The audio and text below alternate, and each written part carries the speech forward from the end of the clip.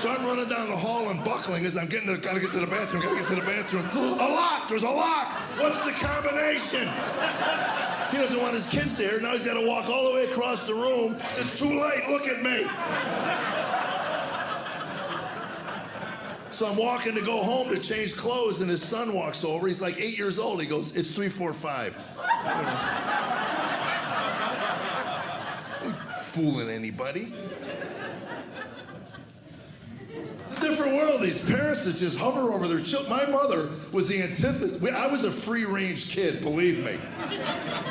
She took a turn one day. I flew out the back door of the car, and I laid in the street. She drove 5 blocks before she figured out I was even missing. Then she pulls up. She still doesn't even get out of the car. Get out. Get in the. What are you doing there? I'm late. Get in the car. One day I gashed my knee. I slid in my yard, gashed my knee on some broken glass or something. I don't know. Anyway, I was bleeding profusely from my knee. I was kind of just standing there, and she, first words out of my mother's mouth when she saw, "Oh, stop bleeding on the rug! I'll never get that out. Get in the kitchen." Didn't matter, cuts, bruises, whatever. We had mercurochrome and Bactine. That cured everything. Remember mercurochrome? For you young people, that was the precursor to chemo in America. My mother would take the lid off and 12 flies would drop dead from the sky. It was mercury. We poured it on open wounds. What could go wrong with that? If you're over 50 in America, you got more mercury in your body right now than a school of salmon. I just got fillings taken out of my mouth. 20 years ago, I found out they had mercury in my mouth. All these years, I thought they were made out of lead. Thanks for getting that one. You have no idea how many audiences just stare at me.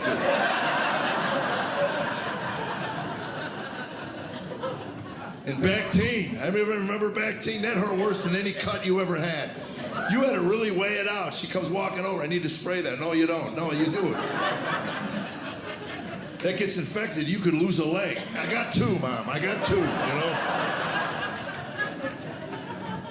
So to take my mind off the pain of the Bactine, right before she squirted my wound, my mom would stab me in the eye with an ice pick.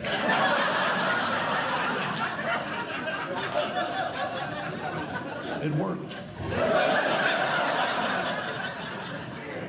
By the way, that video got taken off of Instagram for violence. I'm so glad they're looking out for us. Oh, boy. So anyway, we have grown boys. Tammy raised them. She really did. I was out of town all the time. My wife basically took infant boys. We have 2 of them.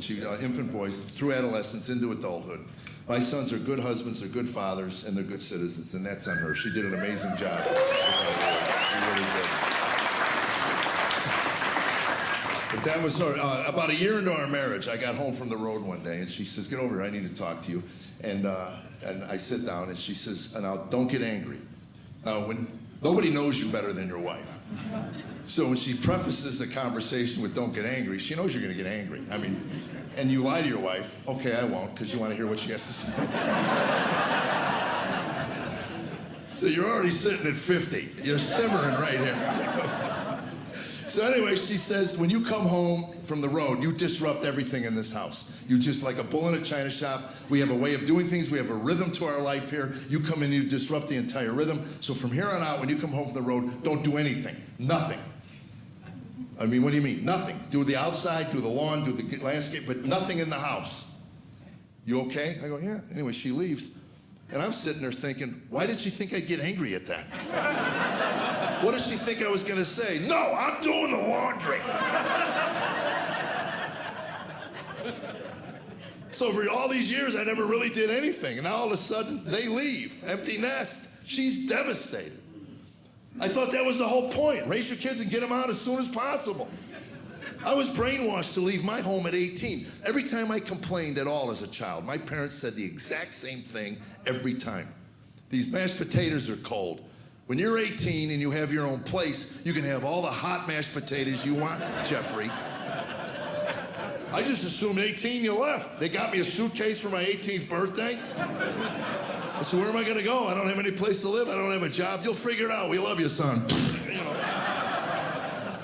Who knew you could live at home till you're 50 and become a U.S. senator? Holy cow. So I had to go on Google and read blogs written by women who wrote about empty nest. And anyway, it's a real thing, you know. And women nurture for that long, and then they leave, and now they have a hole in their soul, and they're looking for something, a new nurturing project. And the only one standing there is their husband. I don't want to be a project. I don't want to be anything. And it started with something simple. I got up one day at 7 in the morning. She's been up since 5. And I walk into the kitchen. You know, you're rubbing stuff out of your eyes. And she looks at me and says, what do you want for dinner? It's 7 a.m. I don't know what I want. I don't know. Dinner? I don't know. Hot mashed potatoes? That would be nice.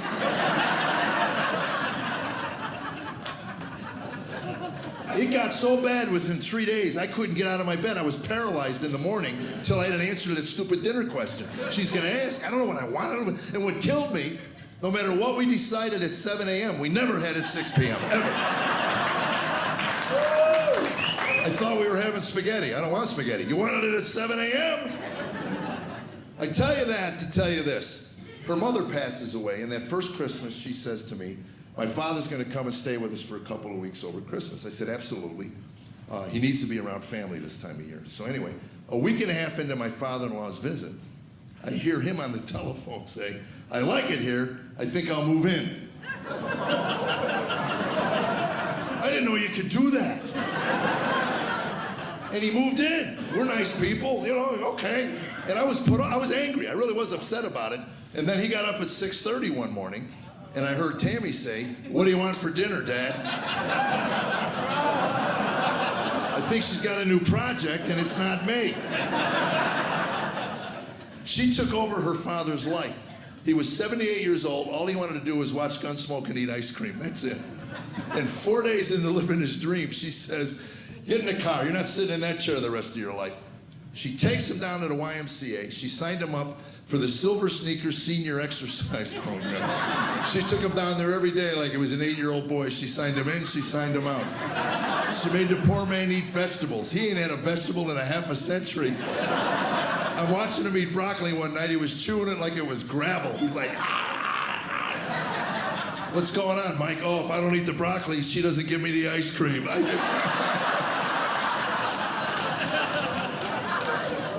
And you think that would be enough? He goes to sit down. She says, no, it's a beautiful night. We live in the country. Walk. She made him walk after dinner every night. Walk. And I got fascinated with my father-in-law's walks. I would watch him go back and forth. Tammy comes over one night. What's with you and my dad? That's my future if he ever leaves. I'm keeping an eye, make sure everything's safe. I don't want some wolf coming out and tearing a leg off of us. So one night I'm watching, and he face plants. He just trips, and he's bleeding. And by the way, if you and your wife have to take a bleeding senior to the emergency room, you and your wife get your story straight before you get to the emergency room. You want to be ad-libbing, talking on the fly here. It got ugly fast. Tammy looked in the doctor's eyes and lied to him. Oh, my father likes to walk after dinner every night. I blurred out, no, he doesn't. Yeah, that and a spinal tap would make his day. Are you kidding me? He hates walking. They immediately separated us and put us in 2 different rooms. I'm getting grilled. I finally realized, you thought I punched him? I love that old man. He saved my life. 4 months he lived with us. And then one day I'm walking by his room. He's packing a suitcase. I go, where you going, Pop? I'm out of here. I don't want to get married again. You can't leave. She's going to look for me as a project. So anyway, he left, and about a week later, we're watching TV. Tammy doesn't watch TV. She crochets. So she's crocheting. And we quit watching things with subtitles because I got sick of reading to her. So anyway, at one point, we're watching something. Anyway, she pauses the TV, and there's this moment where you're just kind of going, what's going on? She looks at me after a few seconds. She says, you need to trim your nose hairs. We're watching a movie. I think she has conversations in her head while she's crocheting that I'm not privy to. And then she brings me in at the conclusion. Look at him sitting over there with that shaggy stuff hanging out of his nose, his ears. How does he live? You don't even see that. You need to get your nose hairs trimmed. Oh, one night we're watching TV out of nowhere. She pauses the TV. Now, I've learned when my wife pauses the TV, I just say, what? Because I know she's been thinking. She pauses. She says, there's mouse poop in the shed. I said, well, that's probably because there's mice in the shed. She says, you know that? I go, well, it's not like I walk out in the shed. They come out and go, hey, Jeff, good to see you. I'm just thinking like a mouse, on a cold, rainy day. Shed's not a bad place to seek some shelter. And if they got to drop a deuce, they're not going to go outside to do it. She says, I'm never going in the shed again. I go, why not? She goes, it's mice. I go, Tammy, what do you think's going to happen? You're going to go in the shed, they're going to come out and beat up your big toe? She says, I want a cat. I said, I don't want a cat. No. Anyway, we get in an argument over the cat. No, I don't want another animal in the house. Anyway, a week later, she comes upstairs and she says, there's mouse poop in the basement. I want a cat. I said, fine. Okay, fine. I'm done. She broke me, sir. She broke me. I said, get a cat. So you know what she did? Went out and bought a cat. Bought a cat. There are no more free cats in North America? Is that another supply chain issue I keep reading about? Bars full of cats off of Long Beach Harbor can't get to shore because of a government regulation on cats. Free the cats, Buttigieg!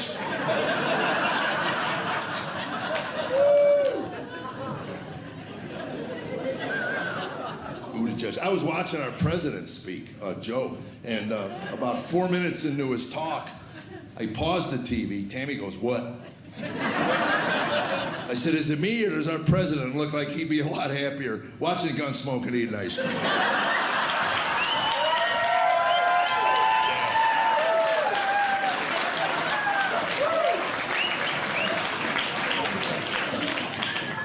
Yeah, he just looks tired. I did that joke in South Carolina and a woman sends me a page-and-a-half email. She was upset because I was picking on our president. And he's just trying to save the free world. Made me laugh too. So anyway, I read the whole thing. I sent her a short email back. I said, look, I normally don't reply, but I said, I got one question for you. You don't even have to reply to me. Just answer the question honestly to yourself. If you owned a Starbucks, would you let Joe Biden work your register?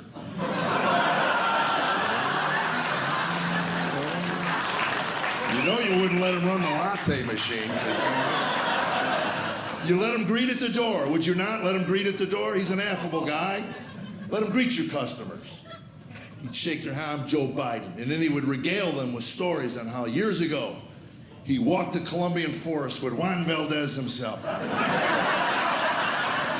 Matter of fact, he, Joe Biden, personally handpicked those beans. They're roasting right now for your cup of coffee. You'd be so happy you'd say, thanks, Joe. I just had a cup of Joe with Joe.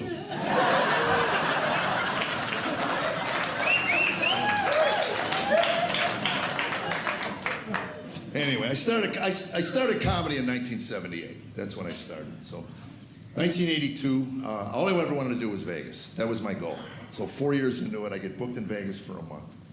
And a whole month, and I got 3 nights off before the next job, and I'm golfing with a guy I don't know, and it turns out he's Wayne Newton's sound man. So he says to me, you want to go see Wayne Newton? 1982, are you kidding me? Wayne Newton was the quintessential Las Vegas entertainer. He was at the top of his game. I got a chance to stand in the back of the room and watch the King of Vegas work 3 nights in a row. It was amazing. And he did not disappoint, man. That first night, he's got an orchestra leader, he's got an orchestra, he's tan, trim, not a hair out of place, tuxedo. He hits the stage on fire. Dunk-a-shane, dunk-a-dunk-a-dunk-shane, dunk-a-shane, dunk-a-shane, dunk-a-shane. Within 10 minutes, he's sweating and he's wiping the sweat off with a towel. He throws the towel into the crowd. Women are fighting over the sweaty towel. And 20 minutes in, the first room key flew up on stage. Back in the 80s, room keys were made out of brass. These were life-threatening projectiles.